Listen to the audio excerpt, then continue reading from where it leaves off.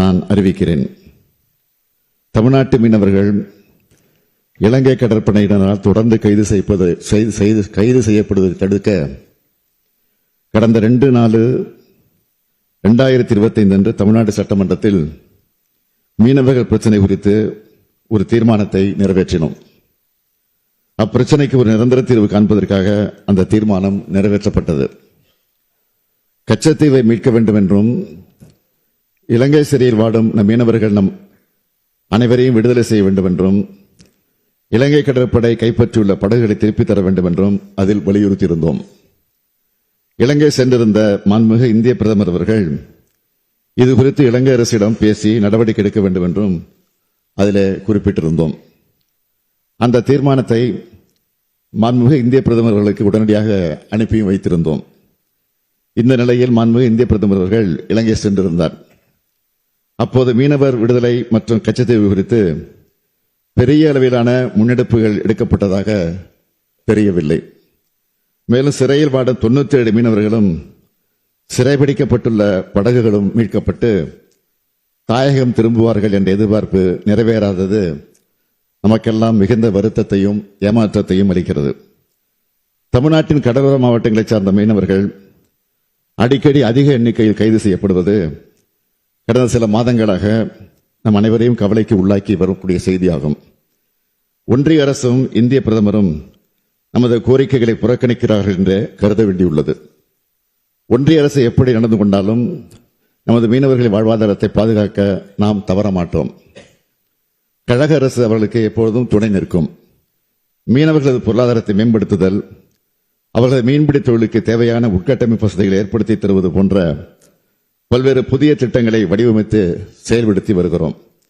மாண்புமிகு பேரவைத் தலைவர் அவர்களே, தமிழ்நாட்டின் கடலோர மாவட்டங்கள், குறிப்பாக மன்னார் வளைகுடா பகுதியில் அமைந்துள்ள ராமநாதபுரம், நாகப்பட்டினம், தூத்துக்குடி, புதுக்கோட்டை, திருவாரூர், தஞ்சாவூர் ஆகிய மாவட்டங்களைச் சார்ந்த மீனவர்கள் இலங்கை கடற்படையினால் கைது நடவடிக்கைகளினால் தொடர்ந்து பாதிக்கப்பட்டு வருகிறார்கள். இப்பகுதிகளைச் சார்ந்த மீனவர்கள் தங்கள் பாரம்பரிய மீன்பிடிப்பு பகுதிகளில் மீன்பிடிப்பிற்கு செல்லும் போது அவர்களுக்கு ஏற்படக்கூடிய இன்னல்களை களைவதற்கு ஒன்றிய அரசிற்கு அழுத்தம் கொடுத்து வந்தாலும் கூட இலங்கை கடற்படையினரால் தொடர்ந்து நமது மீனவர்கள் கைது செய்யப்பட்டு அவருடைய படகுகள் சிறைபிடிக்கப்படுவதும் அந்த படகுகள் நாட்டுடைமை ஆக்கப்படுவதுமான செயல்கள் நம்முடைய தொடர் வலியுறுத்தல்களின் கோரிக்கைகளை மீறி நடைபெற்று வருகிறது. எனவே இப்பிரச்சனைக்கு தீர்வு காணும் முயற்சியின் ஒரு பகுதியாக தமிழ்நாடு அரசு சில முன்னெடுப்புகளை மேற்கொண்டுள்ளது. அவற்றை தங்கள் வாயிலாக இப்பேரவைக்கும் நாட்டு மக்களுக்கும் தெரிவிக்க விரும்புகிறேன். மன்னார் வளைகுடா பகுதி மீனவர்கள் ஆழ்கடல் மீன்பிடிப்பதற்காக தெற்கு பகுதியில் இந்திய பெருங்கடல் நோக்கி செல்வதற்கு வழிவகை செய்யும் பொருட்டு தங்கச்சிமடம் பகுதியில் 150 கோடி ரூபாய் செலவில் மீன்பிடி துறைமுகம் அமைப்பதற்கு அரசாணை பிறப்பிக்கப்பட்டுள்ளது. விரைவில் இதற்கான பணிகள் துவங்கும். 60 கோடி ரூபாய் மதிப்பீட்டில் பாம்பன் பகுதியில் மற்றும் 150 கோடி ரூபாய் மதிப்பீட்டில் குந்துக்கல் பகுதியிலும் மீன்பிடி துறைமுக பணிகள் மேற்கொள்ளப்படும் என்று ஏற்கனவே நான் அறிவித்துள்ளேன். இவற்றை தவிர மன்னார் வளைகுடா பகுதியில் மீனவர்களின் வாழ்வாதாரத்தை உறுதிப்படுத்த சில புதிய வாழ்வாதார திட்டங்களை செயல்படுத்திட பின்வரும் சிறப்பு திட்டங்களை அறிவிக்கிறேன்.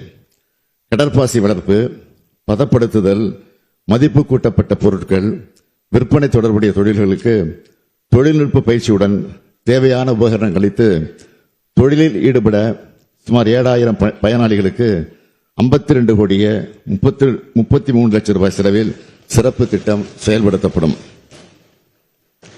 கூண்டு முறையில் மீன் மற்றும் சேற்று நண்டு வளர்ப்பு, பதப்படுத்துதல், விற்பனை தொடர்புடைய தொழில்களை மீனவ சமுதாய மக்கள் மேற்கொள்ள 25 கோடியே 82 லட்சம் ரூபாய் செலவில் உபகரணங்கள் வழங்கி தொடர் பணிகளும் மேற்கொள்ளப்படும். மீன்பிடித்துதல், மீன் பதப்படுத்துதல், மீன் உலர்த்தும் தொழில் நுட்பங்கள், தொழில்நுட்ப உபகரணங்களை அளித்தல் மற்றும் பயிற்சிகள் வழங்கி ஊக்குவிக்கும் திட்டம் சுமார் 2500 மீனவ குடும்பங்களை சார்ந்த பயனாளிகளுக்கு 9 கோடியே 90 லட்சம் ரூபாய் செலவில் செயல்படுத்தப்படும். சுமார் 15,300 மீனவர்களுக்கு மீன் மற்றும் மீன் சார்ந்த மதிப்பு கூட்டப்பட்ட பொருட்களை தயார் செய்வதற்கான தொழில்நுட்ப பயிற்சி வழங்க 20 கோடியே 52 லட்சம் ரூபாய் செலவில் திட்டம் செயல்படுத்தப்படும். மீன் வளம் சார்ந்த வாழ்வாதாரமான வலை பின்னுதல், வலை பழுதுபார்த்தல், படகு கட்டுமான தொழில், படகு பழுதுபார்த்தல், கருவாடு தயாரித்தல், வண்ண மீன் தொட்டியில் தயாரித்தல், படகு ஓட்டுநர் பயிற்சி, கடல் சிப்பி அலங்கார பொருட்கள் தயாரித்தல் ஆகிய தொழில்கள் செய்ய 54 கோடியே 48 லட்சம் ரூபாய் மதிப்பீட்டில் சுமார் 20,100 மீனவர்கள் பயன்பெறக்கூடிய வகையில் திட்டங்கள் செயல்படுத்தப்படும். மீன்வளம் சாராத பிற தொழில் வாய்ப்புகளை ஏற்படுத்தி தர குறிப்பாக காளான் வளர்ப்பு, சுற்றுலா படகு இயக்குதல், கைவினைப் பொருட்கள் தயாரித்தல், வீட்டு முறை மசாலா பொடிகள் தயாரித்தல், அழகு கலை பயிற்சி, சிறுதானிய உணவு தயாரித்தல் போன்ற பல்வேறு தொழில்கள் செய்ய சுமார் 14,700 பயனாளிகளுக்கு 53 கோடியே 62 லட்சம் ரூபாய் செலவில் இந்த திட்டம் செயல்படுத்தப்படும். தமிழ்நாடு அரசின் மீன்வளத்துறை, மீனவர் கூட்டுறவு சங்கங்கள், மகளிர் சுய உதவிக்குழுக்கள், தொழிலாளர் நலத்துறை, தமிழ்நாடு மகளிர் மேம்பாட்டுக் கழகம், தமிழ்நாடு திறன் மேம்பாட்டுக் கழகம் போன்ற பல்வேறு அமைப்புகளும் அரசு துறைகளும் இணைந்து இத்திட்டங்களை செயல்படுத்தும். இந்த திட்டங்களை எல்லாம் ஒருங்கிணைக்க திட்ட கண்காணிப்பு பிரிவு உருவாக்கப்பட்டு அதன் மூலம் திட்ட செயல்பாடு தொடர்ந்து கண்காணிக்கப்படும். நமது மீனவர்களின் வாழ்வாதாரத்தை காத்து மேம்படுத்தும் பொருட்டு இந்திய பெருங்கடலின் ஆழ்கடல் மீன்பிடிப்பு செய்வதற்கு ஏதுவாக ஏற்கனவே அறிவிக்கப்பட்ட மீன்பிடி துறைமுகங்கள் 360 கோடி ரூபாய் செலவில் செயல்படுத்தப்படும். மீனவர்களின் வாழ்வாதாரத்தை மேம்படுத்த 216 கோடியே 73 லட்சம் ரூபாய் செலவிடப்படும். மொத்தம் 576 கோடியே 73 லட்சம் ரூபாய் செலவில் செயல்படுத்தப்படும் இந்த திட்டங்களால் மன்னார் வளைகுட பகுதியை சார்ந்த மாவட்டங்களின் மீனவர்கள் பெரிதும் பயனடைவார்கள். அவருடைய வாழ்வாதாரமும் மேம்படும்.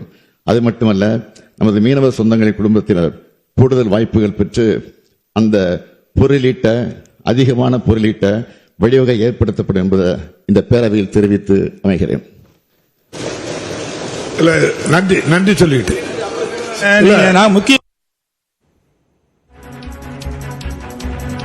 மீனவர்களின் பொருளாதாரத்தை மேம்படுத்த தங்கச்சிமடத்தில் புதிய மீன்பிடி துறைமுகம் அமைக்கப்படும் என்று முதலமைச்சர் மு க ஸ்டாலின் தெரிவித்திருக்கிறார்.